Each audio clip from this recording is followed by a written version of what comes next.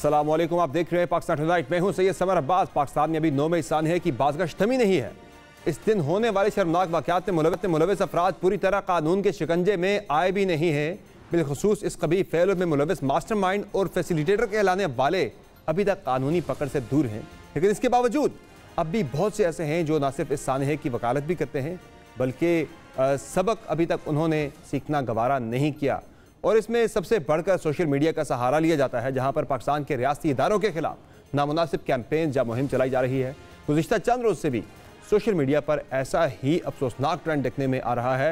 Army chief general Asim Munir के खिलाफ इंतहाई शर्मनाक मुहिम चलाई जा रही है और बज़ाहिर उनके खिलाफ हमले तक की बहस छेड़ दी गई है। इस मुहिम से मुतल्लिक न सिर्फ तमाम मक्ता फ़िक्र से मुज़म्मती पैगाम सामने आ रहे हैं बल्कि वहाँ हुकूमती सतह पर भी पुरजोर मजम्मत की जा रही है। इस मुहिम में मुलव्वस अफराद के खिलाफ कार्रवाई का भी इंदिया दिया गया है। इस मुतालिक वज़ीर-ए-आज़म शहबाज शरीफ ने भी ट्वीट करके आर्मी चीफ से मुतालिक कहा कि जनरल आसिम मुनीर पर कातलाना हमले की सोशल मीडिया पर मुहिम चलाना काबिल मजम्मत है। 9 मई के यौम स्याह के लिए भी ऐसे ही जहन साजी की गई थी। वज़ीर-ए-आज़म ने 9 मई के मनसूबा साजों, सहूलतकारों और हैंडलर्स को दो टोक पैगाम देते हुए कहा कि पाकिस्तान और इदारों के खिलाफ हर साजिश कुचल दी जाएगी। उन्होंने कहा कि आर्मी चीफ और फौज के खिलाफ घटिया, मजमूम और शरंगेज मुहिम चलाना शैतानी जहन की मनसूबाबंदी का नतीजा है। वज़ीर-ए-आज़म ने मुतल्लिका इदारों को मीडिया मुहिम चलाने वालों के खिलाफ कानूनी इक़दाम की हिदायत करते हुए कहा कि फ़ौज और उसके सरबराह के खिलाफ मुनज़्ज़म मीडिया मुहिम आज़ादी इजहार के ज़ुमरे में नहीं आता।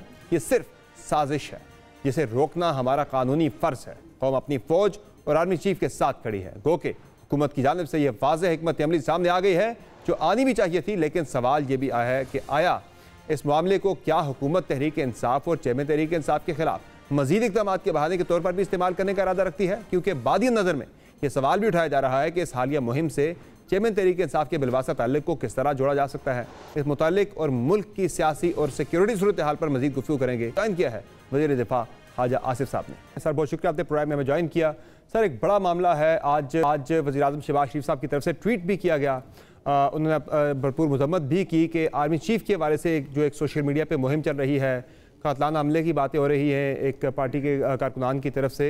सर एक इसमें जो इनिशिएट हुआ मामला वो तो शाहीन सिबाई साहब के ट्वीट से इनिशिएट हुआ मामला, क्या कोई ऐसी मुनज़्ज़म चीज़ें हैं, यानी कि ऐसे कोई शवाहिद भी हैं कि जिससे एक मुनज़्ज़म कैंपेन जो कि चेयरमैन PTI की तरफ लीड कर रही हो कि वो इसके पीछे थे? देखिए, मैं इसको इस तरह जो है वो आपके सवाल को इस तरह रिस्पॉन्ड करूंगा कि जिन साहब का आपने जिक्र किया है कि उन्होंने ट्वीट किया है, उनका पाकिस्तान में कोई स्टेक्स नहीं है और एक अरसा दराज से वो पाकिस्तान में तशरीफ नहीं रखते। उनकी तमाम तार जो इल्मियत है या इंफॉर्मेशन का जो बेसिस है वो एक समुंदर पार बैठ के एक और मुल्क के शहरी होके उनका जो है ना वो कमेंट होगा जो मेरे नज़दीक मलिशियस है। उसका कंटेंट जो है वो उस पर तबसरा किए बगैर मैं समझता हूँ कि वो बदनीयती पे जो है मबनी है और एक डेस्परेशन है कि वो एक शख्स को इतनी देर सपोर्ट करते रहे हैं। वो उनकी अपनी मर्जी है, अच्छा करते रहे या बुरा करते रहे, वो बेहतर समझते हैं। उस सारी मुहिम में या उस सारी जो एक्सपीरियंस है या उस सारी जो एक तजर्बा है 4, 5, 6 साल का, उसमें एक्सट्रीम फ्रस्ट्रेशन जो है ना उसका ये इजहार हो रहा है। अब दूसरी तरफ से फिर दूसरा PTI के दूसरे वर्कर्स का या PTI के दूसरी मिड लेवल लीडरशिप बड़ी लीडरशिप के कमेंट्स आने उस सिलसिले में मैं समझता हूँ कि ये एक बहुत बड़ी गलती वो कर रहे हैं। ये वो बैठा हुआ है, एक बाहर बैठा हुआ एक शख्स जो है वो कर ले, पाकिस्तान की सिटीजनशिप भी नहीं है उसके पास, मेरा इल्म है, हो सकता है मैं गलत कह रहा हूँ, वो उससे तो तवक्को की जा सकती है।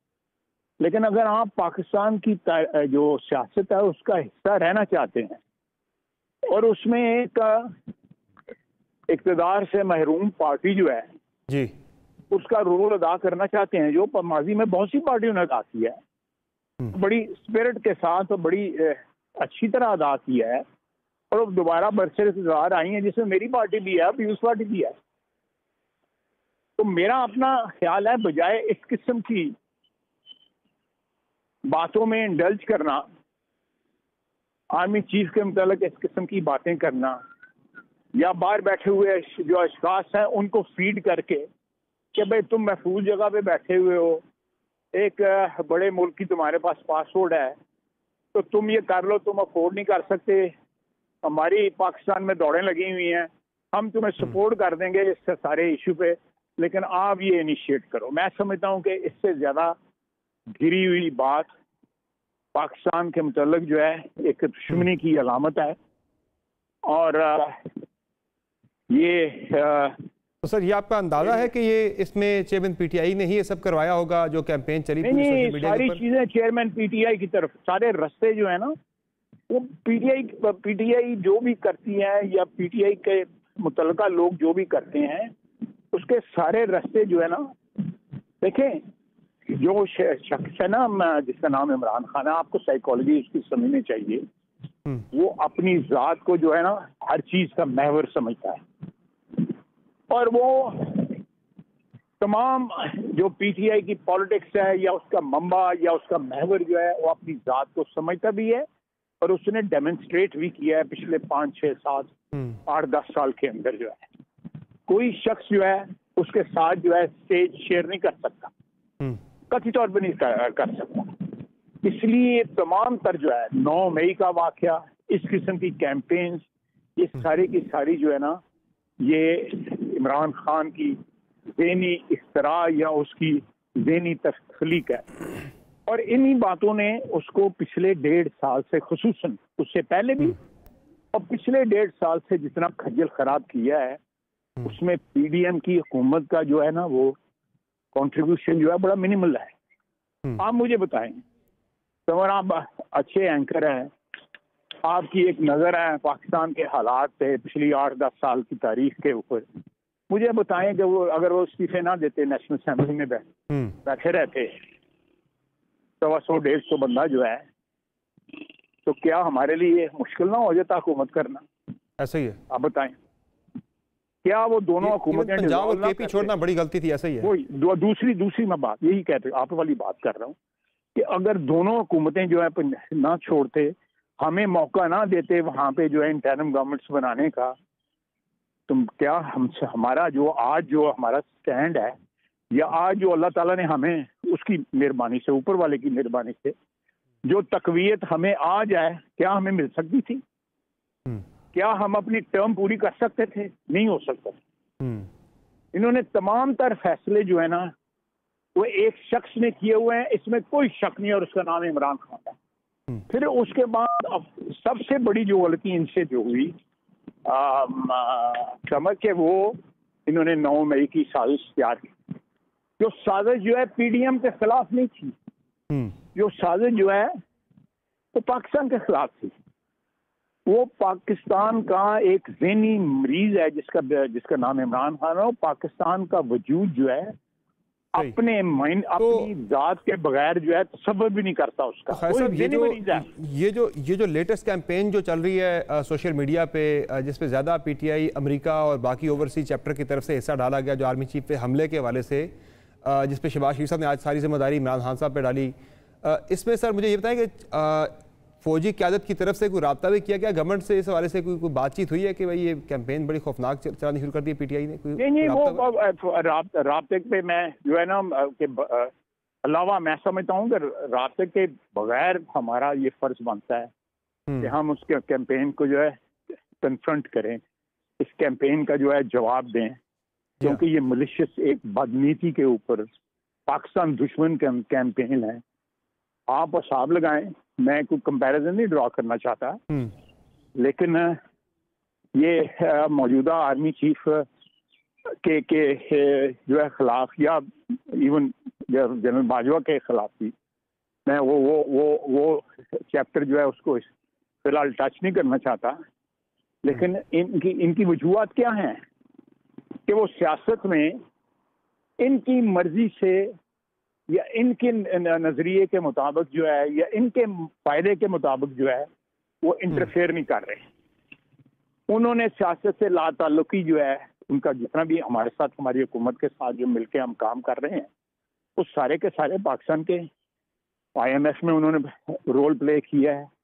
अब वो एग्रीकल्चर, माइनिंग, IT इन तमाम फील्ड में गल्फ के कंट्रीज जो हैं उनसे मिलके एक बहुत बड़ा स्टेप जो है इकोनॉमिक डेवलपमेंट में लिया जा रहा है। तो मैं समझता हूँ कि ये आखिरी दिन है, इसमें इंतहाई डेस्परेशन है इमरान खान को, और उस डेस्परेशन में अपने जो ओवरसीज एसेट्स जो हैं जिनमें ये सहाफ़ी भी हैं उनको इस्तेमाल कर रहे हैं क्योंकि उनका रिस्क नहीं है। सर PTI ने इस वज़ीर-ए-आज़म के बयान को उन्होंने कहा ये बड़ा गैर जिम्मेदाराना बयान है वज़ीर-ए-आज़म का, और उन्होंने कहा ये बड़ा शर्मनाक बयान है जो उन्होंने दिया है। नहीं, मैं वज़ीर-ए-आज़म ने बिल्कुल सही बयान दिया है। मेरा मतलब है जो हरकतें उन्होंने 9 मई को की हैं वो शर्मनाक नहीं है। डूब मरने का मुकाम है किसी पाकिस्तानी का जिसके पास सबज पासपोर्ट है, वो इस किस्म की हरकतें की जो 9 मई को हुई हैं। उनके डूब मरने का मुकाम है उन लोगों को कि वो बार बार जो है फौज को इस सारे स्टेज में उसमें इन्वॉल्व करने की कोशिश कर रहे हैं। जब तक तो जो है फौज जो है उनकी हमायती थी या उनकी सहूलतकार थी, इस्टेब्लिशमेंट जो है पिछली 4-5 साल जो गुजरे हैं 18 से लेके जो है पिछले साल तक, तब तक को हर चीज ठीक थी, तब तो उनका तमाम तर रोल जो है वो ठीक था, बल्कि इन्होंने अपना रोल सरेंडर कर दिया हुआ था उनको।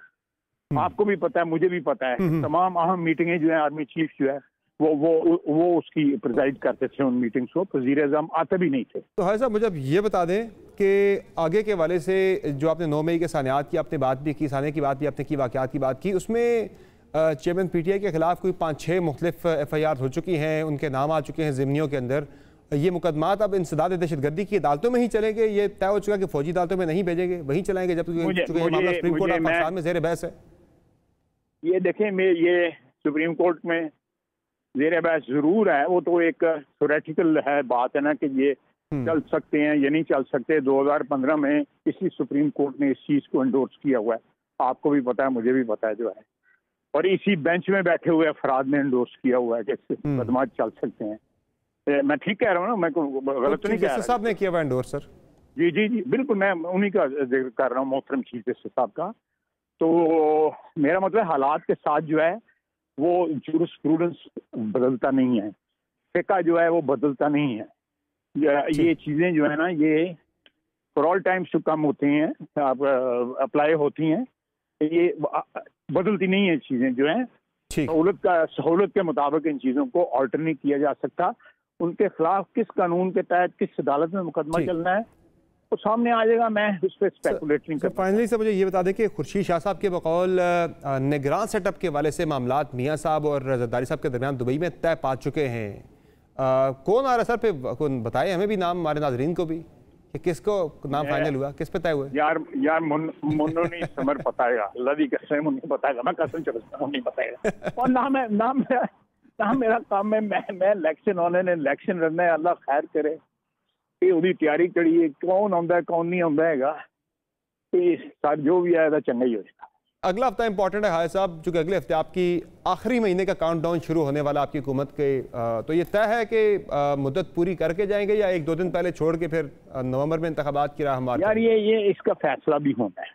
अच्छा, मेरा ख्याल है ये एक स्ट्रेटेजिक फैसला है और ये अभी होना है। आपकी राय क्या है वैसे, नवंबर में होने चाहिए इंतखाबात, बेहतर है? देखिए यार, अक्टूबर में अगर होते हैं तो आपको पता गर्मी बड़ी होती है, ये जो अक्टूबर में ठंड शुरू होती है, तो ये अगर नवंबर में हुआ तो मेरा ख्याल बेहतर है। बाकी मैं कोई और तो जाती अपनी राय दे रहा हूँ, तो मेरी राय का जो है ना कोई बैकग्राउंड नहीं है। मैं तो आपने सवाल पूछा, मैंने जवाब दिया। सर फाइनली सर, आपने एक इंकशाफ किया था कि बाजवा साहब के साथ आपके राब्ते जो हैं वो शुरू हो चुके थे, उनकी एक्सटेंशन के साथ ही। राब्ता आप लोगों ने पहले किया था या उन्होंने पहले आपसे राब्ता किया था? यार ये बात जो है ना, ये मैंने हिंट ज़रूर दिया था, जो आप कह रहे हैं ठीक है। मैं अपनी पार्टी की इजाज़त के बगैर जो है ये सारी स्टोरी बता नहीं सकता था, लेकिन मैंने आपको बताया कि मैंने उस वक्त कहा था, मैं फिर उसको रिपीट कर देता हूँ कि अप्रैल 2019 में 19 की बात मैंने की थी ना, साल पूरा नहीं हुआ था, और वो इनसे उकता चुके हुए थे जो लोग इनको लाए हुए थे इमरान खान को, और जिस किस्म की वो जबान इनके लिए इस्तेमाल कर रहे थे तो शायद ये भी उनके लिए नहीं इस्तेमाल करते। अच्छा जी, कुछ थोड़ा सा इशारा देंगे किस तरह की जुबान इस्तेमाल हुई थी तब? मुझे वखरा बैठ के गल कर लो। यानी कि टीवी पे कहने के काबिल नहीं है वो अल्फाज। काबिल भी है, नहीं भी काबिल है, वक्त की बात। चले, बहुत शुक्रिया है साहब, बहुत शुक्रिया आपने प्रोग्राम में ज्वाइन किया सर। नाज़रीन, एक मुख लेते हैं ब्रेक से, वापस आएंगे, बात करेंगे। अगला हफ्ता बड़ा इंपॉर्टेंट है, सियासी लिहाज से भी, मुआशी लिहाज से भी और कानूनी लिहाज से भी कौन सी अहम डेवलपमेंट्स होनी है, बात होगी ब्रेक के बाद। हमारे साथ रहिए।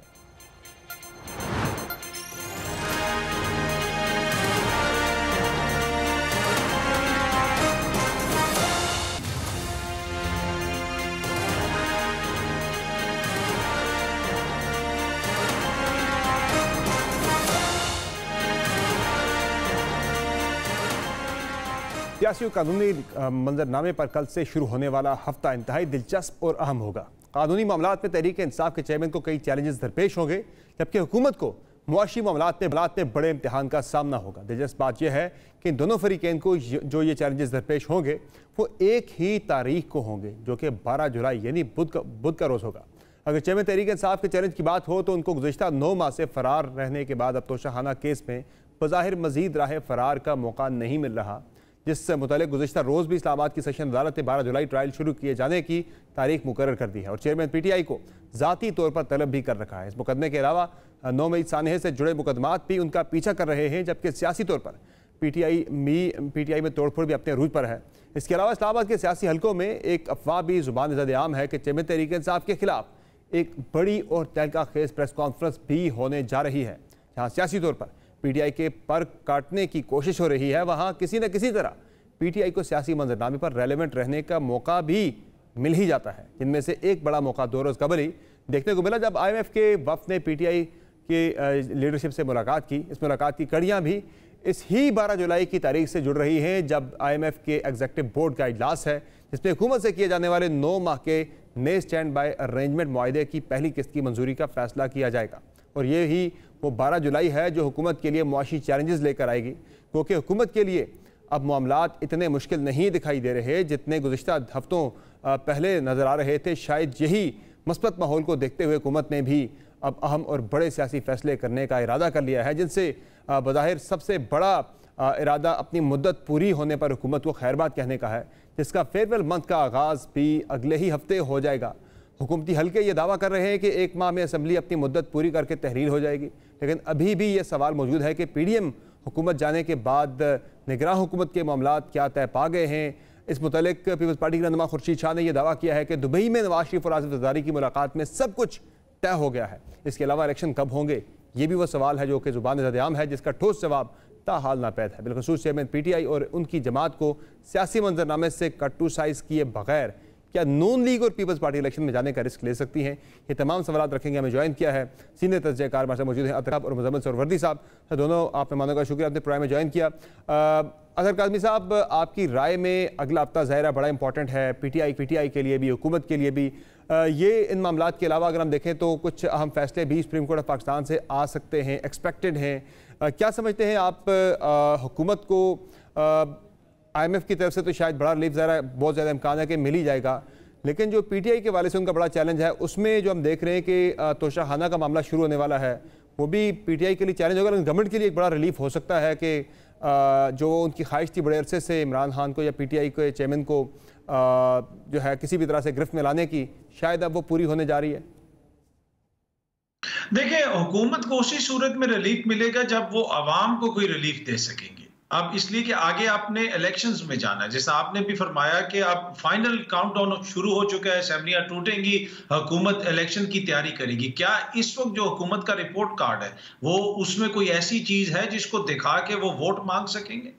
अगर इमरान खान को नायल कर भी दिया जाता है, चेयरमैन तहरीक इंसाफ को आप सियासत से आउट कर देते हैं, तो इनके पास कौन सी ऐसी चीज है जिसको दिखा के ये अवाम को अपनी तरफ माइल करेंगे। तो ये एक बड़ी इंपॉर्टेंट चीज है। बाकी देखें, सियासी जो आपके फैसले होते हैं वो एक अलग चीज होती है, अदालती फैसलों से किसी की सियासत खत्म नहीं होती। अगले आने वाले हफ्तों के अंदर ऑब्वियसली कुछ इंपॉर्टेंट अदालती फैसले वगैरह भी आने, मुकदमात वगैरह भी चल रहे हैं, लेकिन आपने ये सारा बयानिया अगर आप देखें, तोशा खाना, अल-कादर ट्रस्ट वाला वो एनसीए ने जो पैसे भेजे, वो कहते हैं सुप्रीम कोर्ट के अकाउंट में जो पैसा है वो तो पाकिस्तान का अकाउंट ही नहीं है, हुकूमत का अकाउंट ही नहीं है। मतलब इस हद तक मुज़ायका खेज अब ये करप्शन का बयानिया बन चुका है। पहले आपने पूरा देखा, एक साल ये तोशा खाना करते रहे, जब रिकॉर्ड सामने आया कि जनाब कितने 100 घड़ियां वहां से निकली और कौन कौन सी शख्सियत कौन कौन सी घड़ी लेके गई है, फिर इन्होंने कहा कि नहीं जी उन्होंने बेचनी थी, इन्होंने बेची नहीं है। अब जो शख्सियत जो घड़ी और तोहफा लेके गई है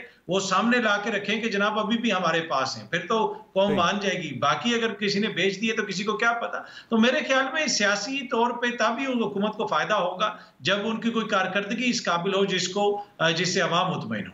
क्यों मुज़म्मिल साहब, चूंकि हुकूमत का अगले हफ्ते की हम बात कर रहे हैं, बड़ा इंपॉर्टेंट हफ्ता है, इसी हफ्ते हुकूमत का फाइनल आखिरी महीने का काउंटडाउन भी स्टार्ट हो रहा है, तो आपको क्या लगता है, जो अतर कादमी साहब बात कर रहे हैं कि हुकूमत के लिए ज़्यादा बड़ा चैलेंज जो है इलेक्शन में जाने के लिए पीटीआई होगी या अपनी कारकर्दगी उनके लिए ज़्यादा बड़ा चैलेंज होगी? इलेक्शन तो बहुत सादा होता है ना। ये इलेक्शन तो अब ये है कि एक तरफ कौमी सलामती के इदारों पर हमला करने वाले लोग हैं और दूसरी तरफ इस मुल्क में बुरे वक्त में भी कौमी सलामती के इदारों के साथ खड़े होने वाले लोग हैं। एक तरफ जीएचक्यू पे हमला करने वाले लोग हैं, एक तरफ जीएचक्यू का दिफा करने वाले लोग हैं। ये इलेक्शन तो बहुत सादा हो गया है। एक तरफ कोर कमांडर हाउस को आग लगाने वाले लोग हैं, एक तरफ आईएसआई के दफ्तर को आग लगाने वाले लोग हैं, एक तरफ मुल्की दिफा के दामन लोग हैं। तो ये इलेक्शन का जो बयानिया है, रिपोर्ट कार्ड है, वो तो लोगों के सामने है कि उन्होंने मुल्की दिफा के साथ खड़े होना है, कौमी सलामती के इदारों के साथ खड़े होना है या उन पर हमला करने वालों के साथ खड़े होना है। लेकिन ना इसमें तो अब कोई बड़ी तफरीक रही नहीं है। अतर कादमी साहब जिस रिपोर्ट कार्ड की बात कर रही हैं वो तो 9 मई ने वादे कर दिया कि एक तरफ लोग खड़े हैं जिन्होंने अपनी सियासत को अस्करियत में तब्दील कर दिया है। और वो आज भी जो आपने वजीर आजम का बयान पढ़ा है, जिस किस्म की सोशल मीडिया पे कैंपेन चल रही है, इनके हामियों ने जो वाशिंगटन में जलसा किया है और जो फरार लोग हैं वो जो बयानियां बना रहे हैं, उसी पर वही रिपोर्ट कार्ड है इस वक्त उनका तहरीक इंसाफ का। वो तो उस पर इलेक्शन लड़ रहे हैं ना, तो दूसरी तरफ वाले उस पर इलेक्शन लड़ रहे हैं। तो बयानियां तो बिल्कुल सामने है कि आपने इस मुल्क के कौमी सलामती के इदारों के साथ, दिफा के साथ खड़े होना है या उन पर हमला करने वालों के साथ खड़े होना है। तो इसलिए इसमें कोई मेरे ख्याल में कोई ज्यादा बड़ी बात है नहीं। इसमें कोई अदालती फैसलों का भी जिक्र की जरूरत नहीं है।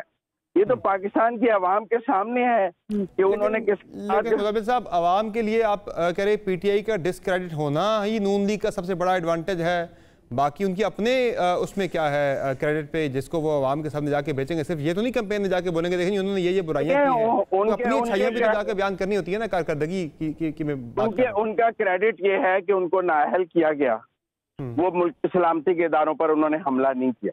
उन पर 15-15 किलो हेरोइन डाली गई, उन्होंने मुल्की सलामती के इदारों पर हमला नहीं किया। उनको जलावतन किया गया, उन्होंने मुल्की सलामती के इदारों पर हमला नहीं किया।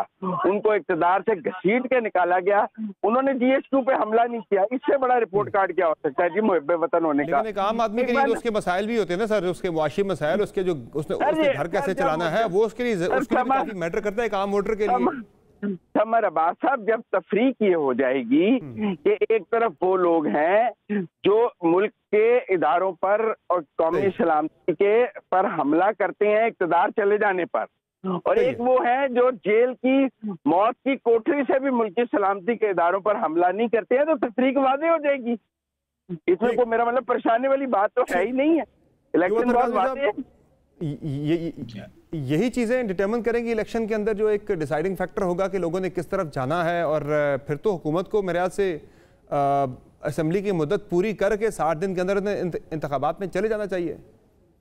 जी जी बिल्कुल। और मुजम्मल साहब ने तो फैसला दे दिया कि लोग कौन डिसाइड करेगा, और साथ साथ उन्होंने ये भी फैसला दे दिया कौन गद्दार है, कौन किस जगह पे खड़ा है। देखें, ये फैसले अदालतें करती हैं। जो मैंने पहले भी अर्ज की, जो कानूनी मसाइल होते हैं, आईनी मसाइल होते हैं, उनके फैसले फोरम्स पे होते हैं। इलेक्शंस के अंदर अवाम के मसाइल डिस्कस होते हैं। यही तो अलमिया है। मुजम्मल साहब जैसे मेरे दोस्त जो हैं, वो 3 साल यही रोना रोते रहे कि पाकिस्तान का सबसे मजलूम शख्स नवाज शरीफ है, जो लंदन के सबसे महंगे इलाके में बैठ के हमारे कौमी सलामती के इदारों के सरबराहों के नाम ले लेके कहता था कि तुमने इस मुल्क में बिगाड़ पैदा किया, तुम्हें जवाब देना पड़ेगा। उस वक्त ये कहते थे कि वो दुनिया का सबसे मजलूम शख्स है। और जो पाकिस्तान की अवाम जो आटे की लाइनों में मर रही है 1 साल के दौरान, कितनी हलाकतें हुई, वो इस चीज के ऊपर फैसला करेंगे कि एक अदालत के अंदर कोई केस चल रहा है जिसका अभी ना कोई केस सामने आया, ना कोई फैसला हुआ। बाकी हाँ, जहां तक कौमी सलामती का मामला है, तमाम सियासतदानों को सोचने की जरूरत है। कुछ मामला ऐसे होते हैं उनके ऊपर आपको सियासत नहीं करनी चाहिए, चाहे तहरीक इंसाफ वाले हों या कोई और मोजिज दोस्त हों। मुल्क होगा तो किसी की सियासत होगी, सहाफत होगी, वकालत होगी, तो ये सारी चीजें बड़ी इंपॉर्टेंट हैं। लेकिन अवाम जो इलेक्शंस के अंदर अपने मसाइल के लिए जाते हैं, वो यहाँ पे तो देखें, रोना ही ये रोआ जा रहा है कि ये खानदान बड़ा मजलूम है, इनको इक़्तिदार से बाहर कर दिया गया, इनका ये हो गया, इनका वो हो गया। जो पाकिस्तान का सबसे ताकतवर खानदान, गरीब अवाम उसके हकूक की जंग लड़ेंगे। क्या बात है, मैं सलाम है ऐसी मंतक को। वैसे खुर्शीद शाह साहब ने दावा किया कि जो दुबई में मुलाकातें हुई थी मियाँ साहब और जरदारी साहब की जो मुलाकात थी, उसमें तय पा गए हैं मामलात के टिकट सेटअप के वाले से। क्या लग रहा है आपको, मामलात वाकईतन तय पा चुके होंगे? कुछ नाम तो चल रहे हैं 3-4 सोशल मीडिया के ऊपर, बाकी भी इस्लामाबाद के साफ़ी और सियासी हल्कों के अंदर भी कुछ नाम चल रहे हैं। क्या लग रहा है आपको, तरकामी साहब, फेवरेट आपको कौन लग रहा है ज़्यादा? फिर देखें, ये जो बयान है ना, ये शो करता है कि हम किस तारीख दौर से गुजर रहे हैं। इस वक्त मुल्क के अंदर आइन और कानून की क्या हालत है। आपका ऑफिशियल ऑपोजिशन लीडर राजा रियाज हैं, आइन के मुताबिक उनकी मुशावरत से निगरान वजीर आजम आएगा। लेकिन यहाँ पे हुकूमती शख्सियात और दीगर हुकूमती इत्तेहादी बता रहे हैं कि दुबई में मियाँ साहब और जरदारी साहब के दरमियान ये फैसला हो गया है। और आप देख लें कि वो IMF जिसने हमें पैसा देना है, और अगले हफ्ते ही वो भी सारे मामला आगे बढ़ेंगे, उन्होंने उस ऑफिशियल ऑपोजिशन लीडर से मिलना भी गवारा नहीं किया जिसकी मर्जी से नया वजीर आजम आएगा, यानी जो जिसकी तजवीज करदा नामों से हो सकता है कि निगरान वजीर आजम को चुना जाए। लेकिन उनको भी पता है कि जमीनी हकायक ये हैं कि ये जो सारा सिस्टम है, ये सिर्फ कॉपी के ऊपर है, पेपर के ऊपर है, हकीकत में ये कुछ भी नहीं है।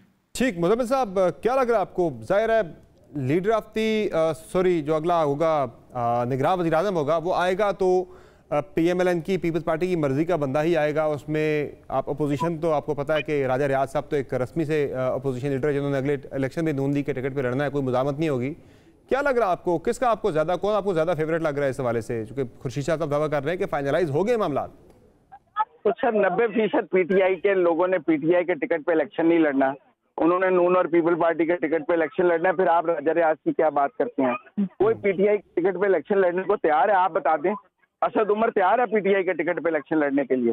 यहाँ पता नहीं शाह महमूद ने भी लड़ना है या नहीं लड़ना। इतने तारीख दौर से हम गुजर रहे हैं कि IMF के जिस वफद से इमरान खान साहब मिले हैं, उसमें जो लोग जूम पर मौजूद थे वो पाकिस्तान की अदालतों के मफरूर थे। कहाँ बैठे हुए थे वो सारे? शौकत तरीन कहाँ था? हमाद अजहर कहाँ था? ये लोग कहाँ बैठ के IMF से बात कर रहे थे? ये पाकिस्तान के मेरा मतलब मुफाद में बात कर रहे थे IMF के साथ। तो अभी मुझे बता दें जरा इसका क्या लग रहा है आपको, केयर टेकर के हवाले से किसका नाम आपको लग रहा है फेवरेट? आपको ज्यादा कौन लग रहा है? नाम तो काफी चल रहे हैं 3-4। इनमें ये कोई नाम असली नाम नहीं। सही है। अगर मैं आपसे सही बात करूं तो ये नाम दुबई में भी फाइनल नहीं हो सकता। मुझे ज्यादा लगता है कि कोई इकोनॉमिस्ट होगा, क्योंकि 3-4 माह इकोनॉमी को चलाना है, 3 माह, तो हम रिस्क नहीं ले सकते इस तरह। तो मुझे लगता है कोई माहिर मईशत होगा जो कॉमन सेंस की बात कहती है। वैसे जितनी मईशत पाकिस्तान के लिए मसला बनी हुई मौजूदा हुकूमत के लिए, उनके लिए PTI भी उतना ही बराबर दर्द सर बनी हुई, शायद उससे ज्यादा बनी हुई है। तो वो शायद उस हिसाब से भी बंदे को देखा जा सकता है, जा सकता है कि बंदा सर सर एक और प्रेस कॉन्फ्रेंस होने जा रही है, सुना है कोई आजम खान साहब की बड़ी इंपॉर्टेंट प्रेस कॉन्फ्रेंस की बड़ी शुनीद इस्लामाबाद के अंदर। सब बात तो कर लेने जी जी जी। देखें, PTI कोई दर्द सर नहीं है, आपको गलत लग रहा है। पाकिस्तान की इंतखाबी सियासत में सही है। 30-40% इलेक्शन जो है वो पार्टी के इलेक्शन ग्रास रूट लेवल पे लड़ा जाता है, 20-30% कैंडिडेट्स का होता है, 70% निकल गया। आपकी राय आ गई सर। मैंने क्विकली मुझे एक कमेंट दे दें कि सुना आजम खान साहब की प्रेस कॉन्फ्रेंस होने वाली है, कोई आजकल बड़ी इस्लामाबाद में खबरें गर्म है, आपके पास क्या इत्तला इस पे जनाब सुरवर्दी साहब? मुझे नहीं लगता आजम खान साहब की प्रेस कॉन्फ्रेंस को गेम चेंजर हो सकती। साहब वो इतने दिन गायब रहे हैं, अब उनकी प्रेस कॉन्फ्रेंस की कोई मॉरल हैसियत नहीं है। काज़मी साहब, अगले हफ्ते एक्सपेक्टेड है प्रेस कॉन्फ्रेंस हो जाए आजम खान की तरफ से धुआंधार किस्म की। अच्छा, पहला तो क्वेश्चन ये है कि उनकी तो गुमशुदगी की FIR वगैरह दर्ज हुई है, अभी तो ये भी नहीं पता कि वो हैं किधर।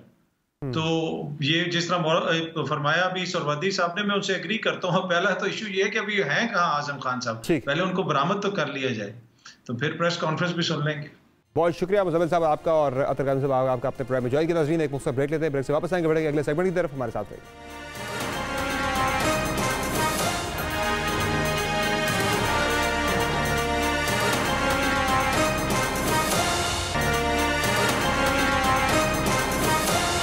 वेलकम बैक नाज़रीन। माहौलियाती तब्दीली की वजह से न सिर्फ पाकिस्तान, पूरी दुनिया परेशान है। पाकिस्तान की बात करें तो पाकिस्तान दुनिया में माहौलियाती तब्दीली की वजह से मुतासर होने वाले ममालिक में 6ठे नंबर पर आ चुका है। कहीं सैलाब हम देख रहे हैं, कहीं हीट वेव देख रहे हैं, कहीं ड्राउट देख रहे हैं, कहीं गर्मियों में बारिश, और पाकिस्तान के कई शहर गर्म तरीन शहरों में उनका शुमार हो रहा है। इसी पर हम बात करेंगे। हमें ज्वाइन किया है माहिर माहौलियात और WWF के सदर डॉक्टर आदिल नजम साहब ने। Player having you in the show sir. बहुत शुक्रिया। पाकिस्तान की बात करें कि पिछले हफ्ते की अगर मैं बात करूँ, 1-2 हफ्तों की, तो पाकिस्तान के कुछ शहर जैसा दालबंदीन हो गया, दीगर शहरों के दुनिया के गर्म तरीन शहरों में इनका शुमार हो रहा था।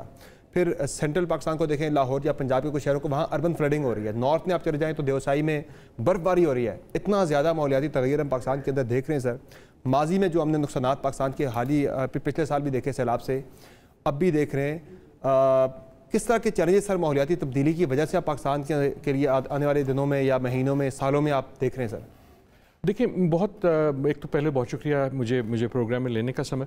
जो आपने लफ्ज़ इस्तेमाल किया ना, तगैर, वो असली लफ्ज़ है। हम जब क्लाइमेट चेंज कहते हैं तो हम फोकस करते हैं क्लाइमेट पे कि मौसम कैसा है, आज हवा है, आज गर्म है, आज सर्द है। लेकिन असली जो चीज़ जिसने दुनिया को बौंतराया हुआ है वो है तगैर। तगैर से मतलब ये कि जो हमारा पैटर्न है, जो हमारे जहन में है कि यार इस वक्त स्वेटर पहननी है, इस वक्त छतरी लेनी है, इस वक्त ठंडे कपड़े निकालने हैं, इस वक्त पहाड़ों पे जाना है, वो जो सिस्टम है ना, जो दुनिया का थर्मोस्टेट है, वो आपकी मेरी वजह से, हमारी कार्बन की वजह से दरम भरम हो गया। पहली चीज़ तो तगैर को समझना ज़रूरी है। तगैर जो है वो बहुत ही तशवीशनाक इसलिए है कि दैट मीन्स कि आपको नहीं पता कि क्या आने वाला है। और सर ये फोरकास्टिंग में भी इशू आ रहा है, इसमें ये फोरकास्ट, यही तो मसला है कि फोरकास्ट नहीं हो सकता। तो मुझसे भी कई बार जब पॉलिसी वाले पूछते हैं ना कि जी आप बताएं क्या होगा, मैं कहता हूं यार यही तो मसला है, नहीं बता सकता। अगर मैं बता सकता कि तमाम टेक्नोलॉजी सब कुछ जो है वो, क्योंकि सिस्टम आउट ऑफ सिंक हो गया। एग्जैक्टली। तो अगर तो देखे ना, अगर तो ये होता है कि हम कहते हैं कि अच्छा जी अब हर साल गर्मी ज्यादा पड़ेगी, तो हम उसका हल निकाल लेते। अगर आप कहते हैं हर साल बारिश ज्यादा होगी, मैं उसका भी हल निकाल लेता। जब आप कह रहे हैं कि सिस्टम आउट ऑफ सिंक है, गर्मी के वक्त गर्मी उतनी नहीं पड़ेगी जब गर्मी नहीं पड़नी चाहिए थी, जो कुछ हफ्ते पहले हमने इस्लामाबाद में देखा एकदम बड़ा अच्छा मौसम आ गया। सो वो जो तगैर है और उसकी कीमत जो है, वो आप और मैं तो सिर्फ थोड़ी सी तकलीफ देते हैं ना, देखते हैं, लेकिन जिसका घर बहता है उसका तो घर बह जाता है। ऐसे ही है। जो किसान है जिसने बीज बोना है, सदियों की नॉलेज लेके कि यार इस वक्त मैं बीज बोऊंगा, इस वक्त बारिश होगी, देख के बिल्कुल सारा चलता है, उसकी तो पूरी की पूरी लाइवलीहुड आगे पीछे होगी ना। ऐसा ही है। सो ये हमारी इनकन्वीनियंस से कहीं ज्यादा बड़ी जाएगी। दूसरी जो एक बात माजरत के साथ, आपने भी जिस तरह कहा और हम कई बार कहते हैं कि जी पाकिस्तान, लगता है ऐसा है कि हम समझ रहे हैं कि हम पे कोई खास कर्म हो रहा है, ऐसा नहीं है। और ये भी बड़ी तशवीशनाक बात है। ऐसा नहीं है कि सिर्फ पाकिस्तान में हो रहा है, ये हर जगह हो रहा है। जैसे कि आपने कहा, इस हफ्ते में ना सिर्फ वो रिकॉर्ड टूटा कि जब से हमने नापना शुरू किया टेम्परेचर को, द हॉटेस्ट डे एवर, एक बार नहीं 3 बार टूटा। जी हाँ सर, ऐसे ही। मंडे को टूटा, ट्यूसडे को फिर बराबर हुआ, वेडनेसडे को फिर टूट गया, और आज पता नहीं शायद चौथी बार फिर टूट जाए। So that is out of sync. आप बारिश की बात कर रहे हैं, आपके चैनल पे मेरे ख्याल में कल मैं तस्वीर देख रहा था, पहले मैं समझा लाहौर की है, फिर जब खबर आई देखा तो वो स्पेन की थी। कि स्पेन में बिल्कुल वही हाल है। एग्जैक्टली, बिल्कुल फ्लडिंग। हीट वेव की बात करें, वो इस वक्त आप यूरोप जाएं, हीट वेव हो रही है, उसका मकसद, उसकी वजह क्या है, उसकी तशवीश होने की, एक तो हर जगह हो रही है। दैट ऑल्सो मीन्स कि अगर आप इस तकिए पे हैं कि जी कोई आके अब मेरी मदद करेगा, यार नेचुरल डिजास्टर का तो यह कभी कभार होगी, और हम इंसान हैं, एक दूसरे की मदद करते हैं, एक दूसरे की मदद के लिए आ जाएंगे। जब हर जगह हो रही है आप गुस्सा जितना मर्जी कह लें, आप आप 6 नंबर पे हैं, 7वें नंबर पे, सारी उस नंबर पे हैं यार। राइट, सो दैट मीन्स एक फटीग आ जाती है। मेरा सवाल भी सर आपसे यही था कि पहले तो हम देखते थे ना कि हम ज़्यादा मुतासर हो रहे हैं, हम दुनिया का छठा ज़्यादा वल्नरेबल कंट्री हैं, जो कि हमारा कंट्रीब्यूशन कोई नहीं है, लेकिन हम मुतासर होने वालों में हम छठे नंबर पे आ रहे हैं। जो लोग कंट्रीब्यूशन इसमें ज़्यादा जिनका है वो लोग कम मुतासर हो रहे थे, लेकिन अब वो टाइम आ गया सर कि उनके लिए भी हीट उतनी बराबर ही है, वो भी बराबर रगड़े में आ गए। दो इसमें बहुत अहम, आपने सवाल पूछा, दो इसमें बड़ी अहम बातें। पहली चीज़ तो जो है, जो जिसको इकोलॉजिकल या क्लाइमेट जस्टिस कहते हैं, जिसका आपने जिक्र किया कि जिसने पैदा किया मसला वो मुख्तलिफ है और जिस पे उसका असर हो रहा है वो मुख्तलिफ है। ऐसे ही ममालिक की हद तक जिन ममालिक की कार्बन बहुत ज़्यादा थी, राइट, और हम जिनकी बिल्कुल 1% से भी कम है, हम ये आफत देखते हैं तो हमें गुस्सा चढ़ता है। लेकिन ये भी याद रखें यार कि आपका इमिशन और मेरा इमिशन जो है ना, उस शख्स से बड़ा फ़र्क है जिसका घर भाग गया था। ऐसे ही तो वही इनजस्टिस जो है मुल्कों के बीच में भी है। ऐसे ही है, बड़ी पजेरो जलाने वाले का इमिशन बड़ा फ़र्क है, लेकिन घर जब डूबता है वो साइकिल वाले का तो वो तो साइकिल भी ना होने वाले बिल्कुल ऐसे ही है। राइट, सो ये एक तो है वो क्लाइमेट इनजस्टिस की बात। दूसरी जो चीज़ है जो आपने कहा कि उनको भी इतना फ़र्क पड़ता है, येस एंड नो। नो इस तरह कि जिस तरह सैलाब आता है, सच्ची बात ही है, आपका घर बच जाता है, ऐसे ही है, गरीब का बह जाता है। इसलिए नहीं कि कोई नेचर को कोई बह रहा है गरीब से, कि सैलाब आता है कौन मरता है गरीब, ड्राउट आती है कौन मरता है गरीब, तूफान आता है कब मरता है गरीब, जलजला आता है कब मरता है गरीब। इसलिए नहीं कि माहौल को, दुनिया को कोई बह रहा है गरीब से। मसला ये है कि आप और मैं, हमारे पास वसाइल हैं कि हम अपना घर पक्का कर लें, हम अपनी छत बेहतर कर लें, हम सैलाब के रास्ते से निकल जाएं। उसी तरह बड़े मुल्कों में और गरीब मुल्कों में फ़र्क ये है कि एक तो इनजस्टिस ये कि पैदा उन्होंने किया, दूसरा ये कि वसाइल नहीं, वसाइल की वजह से। हाँ, सो वहाँ जो आपने बिल्कुल सही बात की, वहाँ बात जाती है प्रिपेयर्डनेस की। हमारा इन अ वे आफत के बाद का सिस्टम ज्यादा दौड़ने लग रही, वही मशीनरी हमारी इतनी तरबियत हो गई। हम उसको रोक तो नहीं सकते, लेकिन किसी हद तक मिटिगेट कर सकते हैं। लेकिन यार रोक सकते हैं ना, रोक सकते हैं। देखिए आप सैलाब की बात करते, 2010 से अब तक हर साल सैलाब आया। 2022 तो बहुत ज्यादा आ गया ना, लेकिन हर साल आउट ऑफ सिंक आया। पिछले 8 साल से आप तकरीबन एक परमानेंट ड्राउट पे है, at the same point as the सैलाब। ऐसे ही राइट, आपके ग्लेशियर उसी वक्त में, इस कराची में मैं कई बार कहता हूँ कराची में 4 मौसम होते थे, अब 5 है। 5वां मौसम ऐड हो गया एक्सट्रीम हीट का, जिसमें सैकड़ों बंदा मरना है। यार वो है क्लाइमेट चेंज की वजह से, लेकिन उसका तो मैं और आप कुछ कर सकते हैं ना। उसका तो हल जो है कराची में दरख्त लगाना है, उसका तो हल है जो मेहनत कर रहा है सड़क पे उसको पानी मुयसर करना है। 2 काम कर लें आप, सैकड़ों अमवात पाकिस्तानियों की, पाकिस्तानियों की सिक्योरिटी का मसला है ना, जंग कितना है, ऐसे ही है। हाँ, दुश्मन अब तो आपको नजर नहीं आ रहा। बात सर आपसे करने वाला था कि मेरा पॉइंट भी यही है कि इस वक्त पूरी दुनिया में जो डिफेंस के ऊपर जो लोगों की इस वक्त स्पेंडिंग है वो $2.24 ट्रिलियन है एक्सपेक्टेडली, यानी कि एक अप्रॉक्सीमेटली $2.24 ट्रिलियन।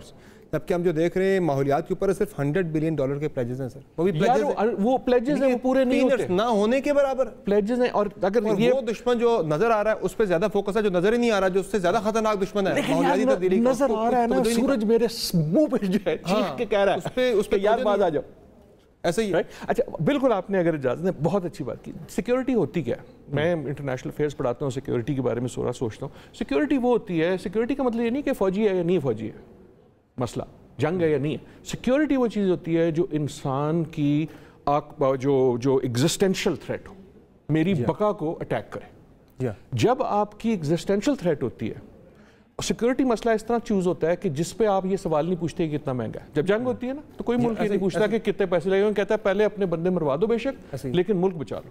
जब मेरा या आपका बच्चा खुदा न खास्ता बीमार हो जाता है, मैं ये नहीं पूछता कि फीस कितनी है, मैं पहले कहता हूँ उसकी जान बचाओ, मैं सब कुछ बेच बाच के कर लूंगा। वो होती है सिक्योरिटी। आपने 2 ट्रिलियन की बात की। जब कोविड आया हमने सिक्योरिटी इश्यूज देखे, ऐसे ही COVID was a security issue. जब क्योंकि आपको मुझे यकीन था कि हम खतरे में, हर रूल पासे हो गया। ऐसे ही है, सड़कें बंद, एयरपोर्ट खत्म, कोई तुम इधर नहीं आओगे, मैं मास्क हो जाऊंगा, मेरे करीब ना आना, दफ्तर ना आना। ऐसा ही है sir, right. That was a security response. मैं आपको बताऊं, अमेरिका में मैं रहता हूं, कांग्रेस अमेरिका को 9 दिन लगे $1 ट्रिलियन इजाद कर लेने का, आउट ऑफ ब्लू 5 दिन लगे खर्च करने का। कोविड में जो एडिशनल मनी, ये इम्पैक्ट नहीं है, 6.25 ट्रिलियन, आपने 2 ट्रिलियन का। सो कहने का मकसद ये सिर्फ डिफेंस नहीं है, असली चीज़ ये है क्या हम इसे अपनी बका का मसला समझते हैं, क्या हम हर पाकिस्तानी की जान ऐसे ही है उतनी ही अहम समझते हैं कि उसको बचाने के लिए हम कुछ भी कर लें। अच्छी बात, एक आखिरी जुमले की इजाज़त, अच्छी बात यह है कि इन्वेस्ट ऑन दिस, तो इसके दूसरे हल फायदे बढ़े ना। जी हाँ, कराची में दरख्त लगे तो कराची बेहतर होगा यार। ऐसा ही है बिल्कुल। लाहौर में स्मॉग अगर आप कम करेंगे, अगर आप पेट्रोल की सोचेंगे कि उसके अंदर आप क्या डाल रहे हैं रिफाइनरी में, जी जी, तो उससे आम आदमी की ऐसे ही है, फायदा होगा ना। That is the way to think about climate और माहौल की हर चीज़। फाइनली चूँकि आप WWF के प्रेसिडेंट भी हैं, सिर्फ इंसान नहीं, जो जंगली हयात है वो भी बहुत बुरी तरह से मुतासर है, जिसका अपना कंट्रीब्यूशन बिल्कुल जीरो है, उसका तो है ही नहीं कसूर, वो बेकसूर मारी जा रही है। देखिए असली जो चीज़ है वो ये है कि हमें अब इंसानी हयात और जंगली हयात का ये तो पहले तफरीक ही छोड़ना, हयात है, हयात बिल्कुल राइट। नेचर हमें ये कह रहा है, हमें क्या कह रहा है कुर्रा, आप क्लाइमेट देखेंगे, क्लाइमेट आपको मैसेज क्या दे रहा है रोज सुबह उठ के, कह रहा है यार बाज आ जाओ, मैं खतरे में नहीं हूँ, दुनिया खतरे में नहीं है। ऐसे ही दुनिया हमसे पहले भी ठीक थी, दुनिया हमारे बाद भी ठीक होगी। ऐसे ही है, हमारा जो रिलेशनशिप है विद नेचर, एग्जैक्टली, हमें उसके बारे में सोचना चाहिए। हम बहैसियत इंसान एज अ स्पीसीज इतने ताकतवर हो गए हैं कि हम अपने ताकत की नशे में ये भूल गए कि हम अपनी जिंदगी को खतरा दे रहे हैं। देखिए ना, पहले आप दरख्त काट सकते थे, अब आप जंगल के जंगल तबाह कर सकते। ऐसे ही है। So nature is responding. Thank you so much sir, बहुत शुक्रिया आपने प्रोग्राम में अपना कीमती वक्त दिया। नाज़रीन, आपने तफसीली गुफ्तगू की आदिल नजम साहब की, जिनका कहना है कि तबाही ज़ाहिर है हमें नज़र आ रही है आगे, अगर हमने हिफाजती इंतजामात या इक़दामात ना किए और इससे पहले कि ज़्यादा बड़े नुकसानात का हमें सामना करना पड़े, हमें जो हिफाजती इक़दामात, जो हिफाजती इंतजामात हम कर सकते हैं वक्त से पहले, वो ज़रूर करने चाहिए। आज की शो में इजाज़त दीजिए, खुदा हाफ़िज़।